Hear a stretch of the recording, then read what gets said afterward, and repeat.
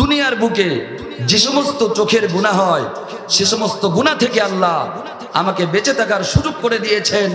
সেই জন্য আমি পড়ে নিচ্ছি একবার আলহামদুলিল্লাহ। আল্লাহ পাকের কাছে এই আশাটুকু আমি করতে পারি না ভাই? জোরে বলেন পারি না? আল্লাহ যেন তা কবুল করে নেয়, জোরে বলেন আল্লাহুম্মা আমিন। প্রিয় ভাইয়েরা, আমি আপনাদের সামনে মূল্যবান আলোচনা করতে পারবো সে সাহস এবং যোগ্যতা কোনোটাই আমার ভেতরে নেই। তবে আমার একটি বুক ভরা আশা। আশাটা কি বলবো? পেছনের ভাইরা বললেন না, বলবো। আশাটা হচ্ছে আমি এমন একটি চক্ষু সঙ্গে করে আপনাদেরকে নিয়ে শেষ মোনাজাতে আল্লাহ পাকের দরবারে কাঁদতে চাই, যে চক্ষু দিয়ে আল্লাহ পাক তার এই বান্দাকে আজ পর্যন্ত একটি গুনাহ এই পর্যন্ত আমাকে করার নাই। কষ্ট করে হলেও শেষ মোনাজাতে আমার আলোচনা আপনাদের ভালো লাগুক অথবা নাই লাগুক, আপনারা কি আমার সাথে আল্লাহ পাকের দরবারে কাঁদতে রাজি আছেন? আপনারা সকলেই থাকবেন? আপনারা থাকবেন এটা আমি বিশ্বাস করেছি, কিন্তু যেভাবে আপনারা আওয়াজ দিচ্ছেন আমার মনের সন্দেহ দূর হচ্ছে না। প্রিয় ভাইয়েরা, কষ্ট করে হলেও শেষ মোনাজাতে আল্লাহ পাকের কাছে এই অন্ধ মানুষটাকে সাথে নিয়ে কাঁদতে রাজি আছেন? আল্লাহ পাক যেন থাকার মতন তৌফিক দান করে দেয়। আমরা সকলে পড়ছি আল্লাহুম্মা আমিন। আসুন, wait and see, come to the point, কোনো ভূমিকা নয়, সরাসরি আমি আমার আলোচনায় প্রবেশ করতে চাই। যেহেতু রাত্রি প্রায় 11টা পার হয়ে গেল, 11টার পরে আমার কথা বলা খুবই কষ্ট হয়ে যাচ্ছে, যেহেতু আমি শারীরিক এবং মানসিকভাবে অত্যন্ত অসুস্থ। আমার ভাইয়েরা, আপনারা যারা ইন্টারনেটে বা ইতিপূর্বে সরাসরি আমার আলোচনা শুনেছেন, আপনারা নিশ্চয়ই লক্ষ্য করে থাকবেন আমি প্রত্যেকটি মাহফিলে এক একটি সুনির্দিষ্ট বিষয়ের উপরে কথা বলতে পছন্দ করি। আজও আমার স্বভাবসুলভ বৈশিষ্ট্য অনুযায়ী আমি আপনাদের সামনে যে আলোচনাটা করতে চাচ্ছি সে আলোচ্য বিষয়টা হচ্ছে কোরআনুল কারিমের উপকারিতা এবং কোরআনুল কারিমের প্রয়োজনীয়তা। আমার ভাষা আপনারা বুঝতেছেন তো? তাহলে আমার আজকের আলোচ্য বিষয়টা হচ্ছে কোরআনুল কারিমের উপকারিতা এবং কোরআনুল কারিমের প্রয়োজনীয়তা। আপনারা দোয়া করেন এর উপরে যেন আল্লাহ আমাকে কথা বলার তৌফিক দান করে। আমরা আবারও পড়ছি আল্লাহুম্মা আমিন।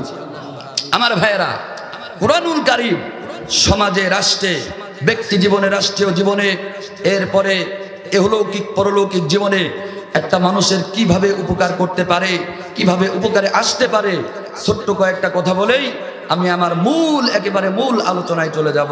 আপনারা কষ্ট পাচ্ছেন না তো? পেছনের ভাইরা আপনারা কথা বলছেন না, আমি মনে করতেছি আপনারা চলে যাচ্ছেন। আপনারা বলেন তো, পেছনের ভাইরা কি চলে যাচ্ছে? তাহলে পেছনের ভাইরা সকলে একসাথে আপনারা একযোগে তাকবীর দেন তো, লিল্লাহি তাকবীর। প্রিয় সম্মানিত উপস্থিতি, আল্লাহ রাব্বুল আলামিন কুরআনুল কারীম নবীর উপরে নাজিল করেছেন 23 বছরের নবুয়তের জীবনে। এই 23 বছরের নবুয়তের জীবনে কুরআনুল কারীম নাজিল করার পরে আল্লাহ পাক পরিশেষে একটি কথা আল্লাহ পাক বলেছেন, নবী হে, এই কোরআন আমি আপনার উপরে এই জন্য নাজিল করি নাই আপনাকে এই কোরআন হতভাগ্য জাতিতে পরিণত করবে, বরং যারাই কোরআনকে মেনে চলবে, কোরআনের আইন এবং কানুন মেনে চলবে, আমি আল্লাহ তাদের পায়ের নিচে তামাম পৃথিবীটা দান করে দেবো। জোরে বলেন সুবহানাল্লাহ। কিন্তু আজকে কি দেখা যাচ্ছে, যে মুসলমানদের হাতের ইশারায় চাঁদ দ্বিখণ্ডিত হয়ে যেত, সূর্য দ্বিখণ্ডিত হয়ে যেত, যে মুসলমানদের আচ্ছা আচ্ছা আচ্ছা ঠিক আছে, আমরা জন্য দোয়া করবেন ভাই আপনি। তো আল্লাহ পাক মুসলমানদের এত ইজ্জত, এত সম্মান দান করেছিল, আজকে কি দেখা যাচ্ছে? আমি যদি আপনাদেরকে প্রশ্ন করি, ফিলিস্তিনিতে মার খাচ্ছে কারা? কি বলবেন আপনারা? কথা কন না কেন? মুসলমানেরা মার খাচ্ছে।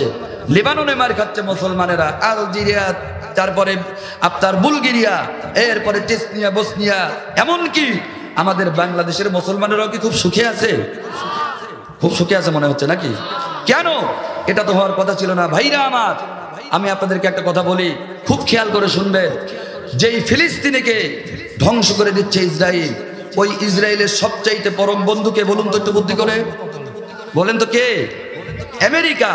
আচ্ছা, যেই আমেরিকা ইসরায়েলকে সহযোগিতা করে ফিলিস্তিনিকে নিঃশেষ করে দিচ্ছে, লেবাননকে নিঃশেষ করে দিচ্ছে, অনুরূপভাবে আমি যদি এখন আপনাদেরকে বলতে চাই, আপনারা আমাকে বলুন, কাতারকে সবচাইতে সহযোগিতা কোন দেশ বেশি করতেছে? আমেরিকা, ঠিক না? আমেরিকা কিনা বলুন।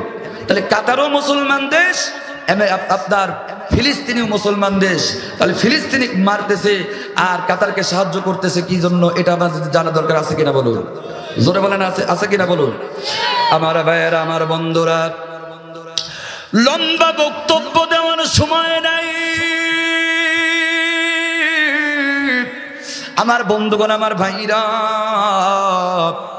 আল্লাহ রাব্বুল আলামিন কুরআনুল কারীমের মধ্যে বলেন, আমার সাথে আপনারা পড়ুন, বিসমিল্লাহির রাহমানির ওয়ালান তারদু আনকাল ইয়াহুদু ওয়ালান নাসারা হাত্তা তাত্তাবি'a মিল্লাতাহুম কুল ইন্না হুদাল্লাহি হুয়াল হুদা। আল্লাহ পাক ডাক দিয়ে বললেন, নবী, কাফের বেঈমানেরা ততক্ষণ পর্যন্ত মুসলমানদের সহযোগিতা করবে না নবী গো, যতক্ষণ পর্যন্ত মুসলমানদের কৃষ্টি কালচার, মুসলমানদের চলাফেরা, মুসলমানদের উঠাপড়া ভাইজান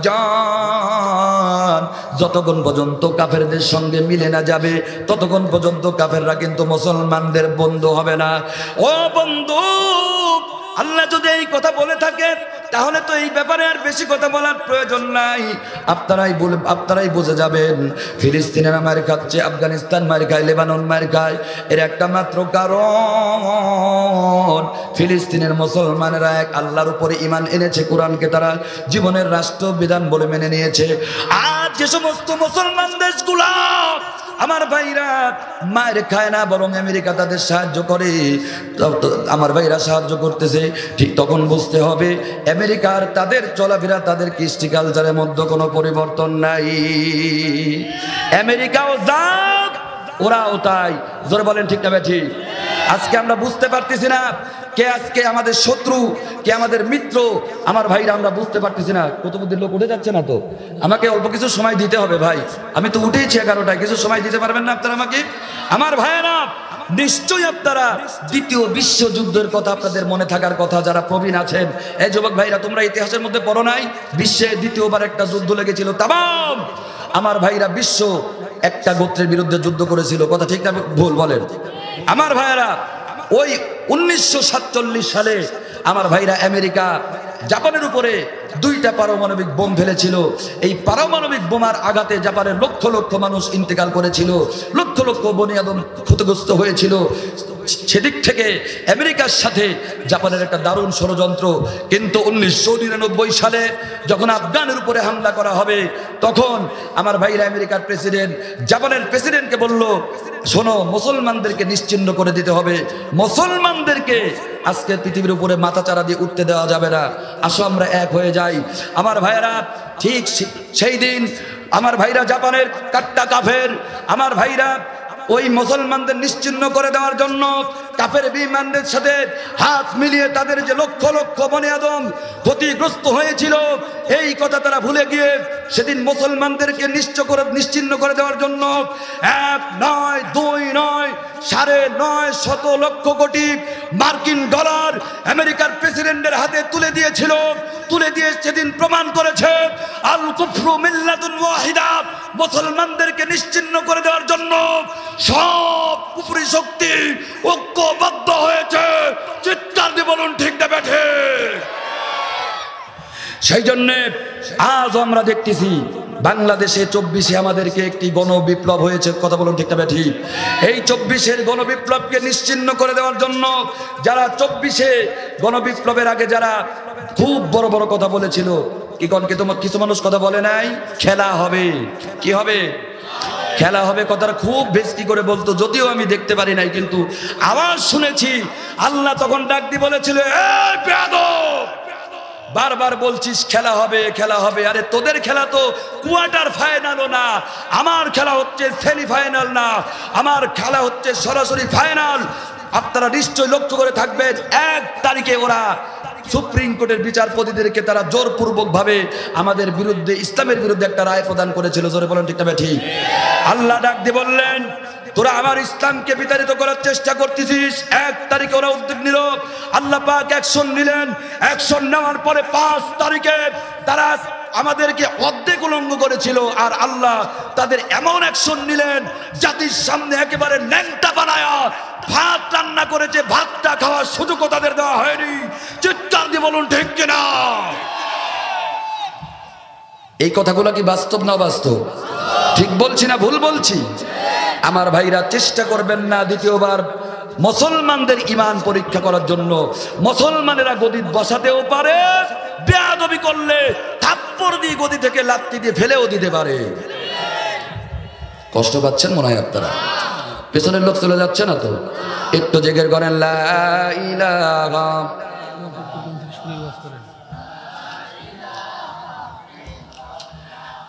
লা ইলাহা ইল্লাল্লাহু মুহাম্মাদুর রাসূলুল্লাহ। সকলে পড়ুন সাল্লাল্লাহু আলাইহি ওয়াসাল্লাম। আমার আজকের আলোচ্য বিষয় হচ্ছে কোরআনুল কারীমের উপকারিতা এবং কোরআনুল কারীমের প্রয়োজনীয়তা। কোরআনুল কারীম যদি আপনি মানতে পারেন, আল্লাহ পাক আপনাদেরকে কি পুরস্কার দিচ্ছে।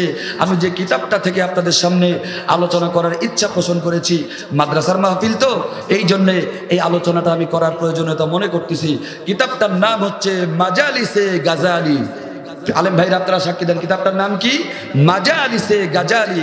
এই মাজালিসে গাজালিতে ইমাম গাজালি রহমাতুল্লাহ আলাইহি তিনি একটি ঘটনা উদ্ধৃত করেছেন এইভাবে। তিনি ঈশান নামাজ কমপ্লিট করে, কথা বলেন না আপনারা, খারাপ লাগতেছে নাকি? ঈশান নামাজ কমপ্লিট করে তিনি ঘুমিয়ে গেলেন। ঘুমিয়ে যাওয়ার পরে গভীর রাত, আমার ভাইরা আমার বন্ধুরা, গভীর রাত ইমাম গাজালি স্বপ্নের মধ্যে দেখতেছেন, ও বন্ধু, ইমাম গাজালি স্বপ্নের মধ্যে দেখতেছে তিনি আমার ভাইরা বসে আছেন। এমন সময় তার সামনে একটা অচেনা মানুষ দাঁড়িয়ে আছে, যেই মানুষটাকে কোনোদিন ইমাম গাজালি দেখে নাই। ও মুসলমান, এই অচেনা মানুষটা একটা কথাও বলে না। এমন সময় পেছন থেকে কে যেন বলতেছে, গাজালি, ও গাজালি। এবার ইমাম গাজালি বলতেছেন, কে ডাকে পেছন থেকে?